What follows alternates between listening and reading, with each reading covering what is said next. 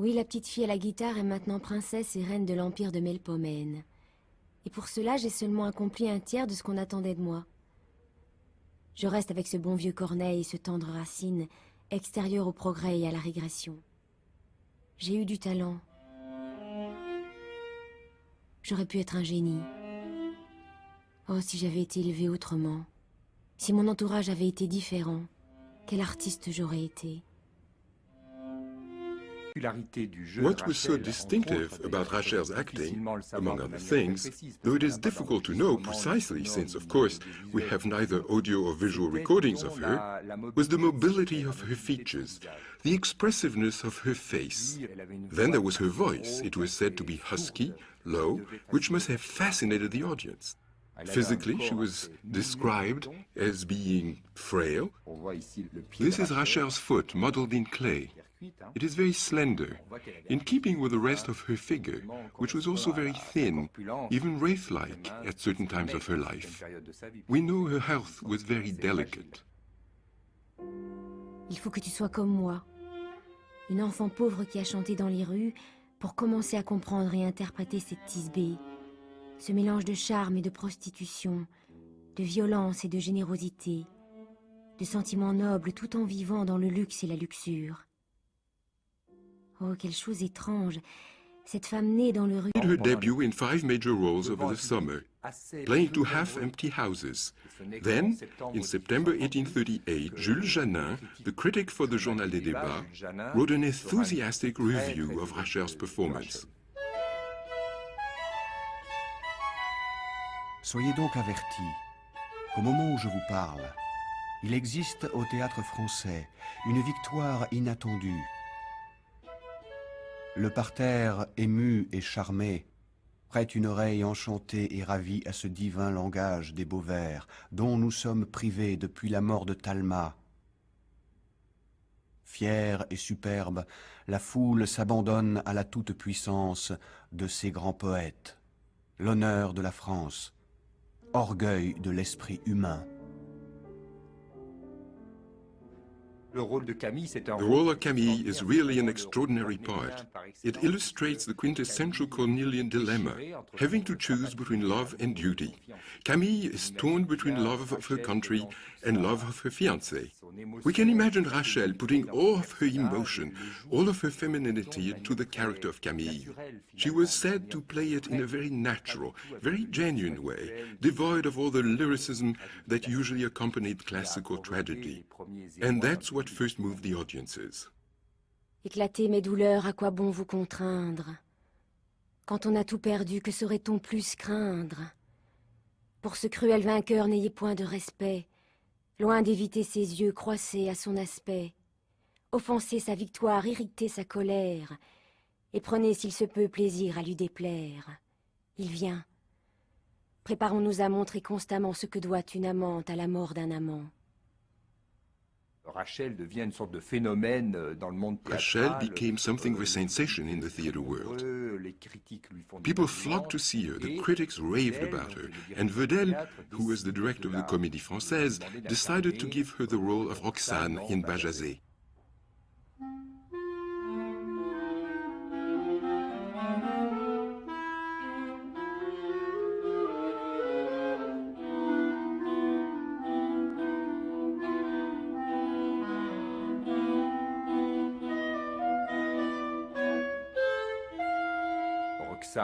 Roxane is a woman who comes from the harem, a sultana who is supposed to be the epitome of the seductress. The Comédie Française provided Rachel with a splendid Middle Eastern costume.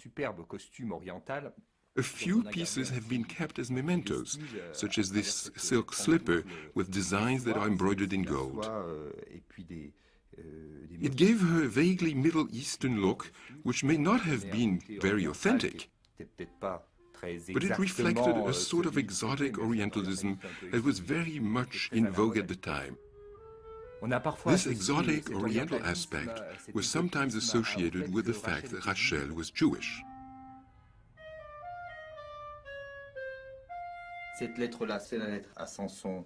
Donc on sait qu'elle avait des liens très proches avec son professeur Samson et qu'elle avait besoin de lui pour tous les moments où elle travaillait des rôles. Et que sans lui, elle se sentait complètement comme un, je sais pas, comme un arbre sans tuteur. Oui, c'est ça. Cher Monsieur Sanson,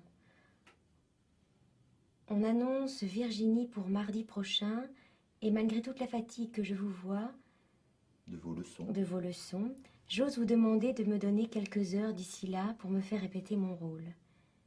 Car une première représentation, un rôle à écrire, à créer, c'est une vraie bataille, à remporter. Mais qui m'ôte toute crainte quand vous l'êtes en général. Je répète au théâtre tous les jours, depuis midi jusqu'à 3h, 4h. C'est toujours la même chose. Avant ou après la répétition. Avant, après la répétition, croyez que je serai exact à l'heure. Croyez que je serai exact à l'heure, que vous m'indiquerez votre toute dévouée Rachel. Probably a statuette similar to this one that Sanson smashed when he flew into a rage after learning about the sordid negotiations around the contract of his student. He then broke off all relations with Rachel, and Rachel suffered greatly from this, because even though she had a special gift for acting, she still needed a teacher who could show her how to rehearse her parts and interpret her characters. Non, je ne puis pas croire que nous resterons ainsi brouillés l'un et l'autre, que nous persisterons à n'être plus pour moi, à ne me compter pour rien auprès de vous. J'ai eu des torts envers vous, des torts si graves qu'ils nous séparent pour toujours. Vous savez bien, mon cher monsieur Sanson, que je suis allée chez vous plusieurs jours encore après que mes parents n'y étaient plus admis. Vous savez bien que j'ai balancé longtemps entre eux et vous. Mais vous qui avez des filles si bien élevées et qui vous aiment tant, pourrez-vous me blâmer d'avoir enfin préféré mon père et ma mère quand les choses en étaient venues au point qu'il fallait choisir entre eux et vous? Jamais je n'oublierai tout ce que vous avez fait pour moi. Je dirai toujours partout que c'est à vous que je le dois. Ma reconnaissance durera autant que ma vie. Je me flatte que vous n'attendrez pas à revenir à moi, que j'ai besoin de vous. Et d'ailleurs, n'ai-je pas toujours besoin de vos bons conseils qui m'ont donné la force de paraître sur la scène, qui m'ont assuré la bienveillance du public, qui m'ont enfin ouvert la carrière et donné les moyens de m'y soutenir. P.S. Française et dans le jeu français. Oh, mon doux Racine, c'est dans tes chefs-d'œuvre que je reconnais le cœur des femmes. Je forme le mien à ta noble poésie. Si la lyre de mon âme ne pleure pas toujours à tes accords divins, c'est que l'admiration laisse tout mon être dans l'extase. Rachel et moi, nous commençons à lire Phèdre. D'abord, elle récite d'un ton monotone, comme une litanie. Peu à peu, elle s'anime. Nous échangeons nos remarques, nos idées sur chaque passage. Elle arrive enfin à la déclaration. Elle étend alors son bras droit sur la table. Le front posé sur la main gauche, appuyé sur son coude, elle s'abandonne entièrement. Cependant, elle ne parle encore qu'à demi-voix. Tout à coup, ses yeux étincellent. Le génie de Racine éclaire son visage. Elle pâlit, elle rougit. Jamais je ne vis rien de si beau, de si intéressant. Je le vis. Je rougis. Je pâlis à sa vue. Un trouble s'éleva dans mon âme éperdue. Mes yeux ne voyaient plus. Je ne pouvais parler. Je sentis tout mon corps et transir et brûler. Je reconnus Vénus et ses feux redoutables, d'un sang que le poursuit, tourments inévitables. Par des vœux assidus, je crus les détourner. Je lui bâtis un temple et pris soin de l'orner. De victimes moi-même à toute heure entourées, je cherchais dans leurs flancs ma raison égarée d'un incurable amour, remède de sa puissance.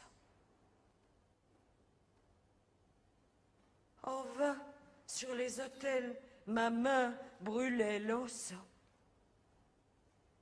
Quand ma bouche implorait le nom de la déesse, j'adorais Hippolyte.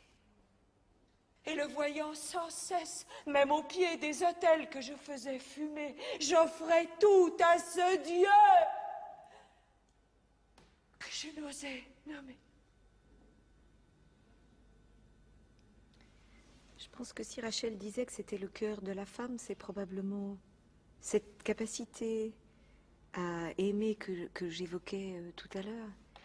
En même temps, moi, je dirais que c'est aussi l'âme au féminin. Parce que dans Phèdre de Jean Racine, toutes les femmes figurent. Quand elle parle de sa mère, on voit la fille. Quand elle parle d'Ariane, on voit la sœur. Quand elle évoque ses enfants, c'est elle-même une mère. Et à la fin, quand elle s'adresse à Minos, c'est quasiment une enfant. Donc on a le sentiment qu'elle parcourt tous les âges de la vie comme ça. Et qu'il y a de multiples femmes en elle. En fait, il n'y en a qu'une, mais c'est certainement l'âme et la sensibilité au féminin racontées de façon splendide. Parce qu'il raconte toutes ses blessures. Et je pense que ça, c'est quelque chose que vous pouvez jouer dans plein d'états différents. Rachel attaque d'une voix intelligible l'histoire de son amour criminel. Très vite, les mots, les strophes, comme s'ils étaient dirigés par la pensée, deviennent à peine audibles. Son murmure, qui trahit sa passion avec une rapidité presque convulsive, devient insupportable. De temps à autre, des cris perçants de contraltes sont émis qui déchirent l'âme. Au milieu du monologue, Phèdre, s'abandonnant corps et âme à une seule et unique pensée, perd toute retenue, elle est presque hors d'elle. Ses lèvres tremblent, son œil brille comme si elle était devenue folle, ses gestes traduisent sa démence, cet horrible murmure ne s'arrête pas et les mots défilent, remplis d'une vérité atroce. Que dirais-tu, mon père, à ce spectacle horrible? Je crois voir de ta main tomber l'urne terrible. Je crois te voir cherchant un supplice nouveau, toi-même de ton sang devenir le bourreau. Pardonne. Pardonne. Un Dieu cruel a perdu ta famille. Reconnais sa vengeance aux fureurs de ta vie. Hélas, du crime affreux dont la honte me suit, jamais mon triste cœur n'a recueilli le fruit. Jusqu'au dernier soupir de malheur poursuivi, je rends dans les tourments une pénible vie. Last speech, her deathbed speech, in a darkened theater all by herself. Une prémonition étrange m'a traversé l'esprit. Ce n'était pas pour Adriane que je pleurais, mais sur moi. Quelque chose que je ne peux pas décrire m'a dit que moi aussi je mourrais jeune. Aussi lorsqu'à cette phrase « Adieu triomphe de théâtre, adieu ivresse d'un art que j'ai tant aimé ». Si vous m'avez vu verser des larmes véritables, c'est que j'ai pensé avec désespoir que le temps emporterait toute trace de mon talent et que bientôt, il ne resterait plus rien de celle qui fut Rachel.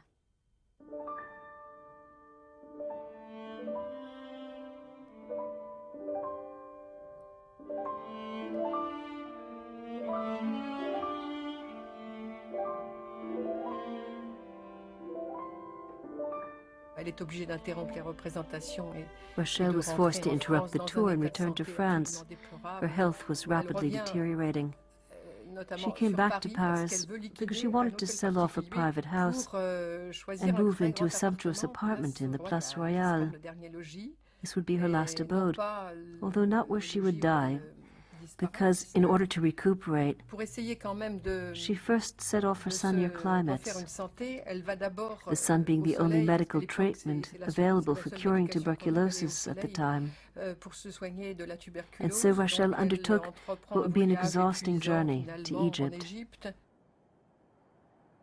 Du bas des pyramides, je contemple 20 siècles évanouis dans les sables. Ah, mon ami, comme je vois ici le néant des tragédiennes. Je me croyais pyramidale, et je reconnais que je ne suis qu'une ombre qui passe, qui a passé.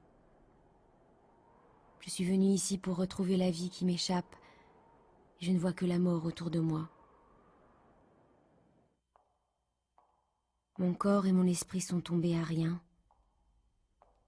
Je ramène ma pauvre armée en déroute sur les bords de la Seine, et moi, peut-être comme un autre Napoléon, j'irai mourir aux Invalides et demander une pierre pour reposer ma tête.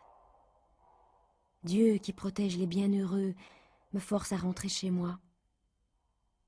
J'ai porté mon nom aussi loin que j'ai pu, et j'apporte mon cœur chez moi à ceux qui m'ont aimé.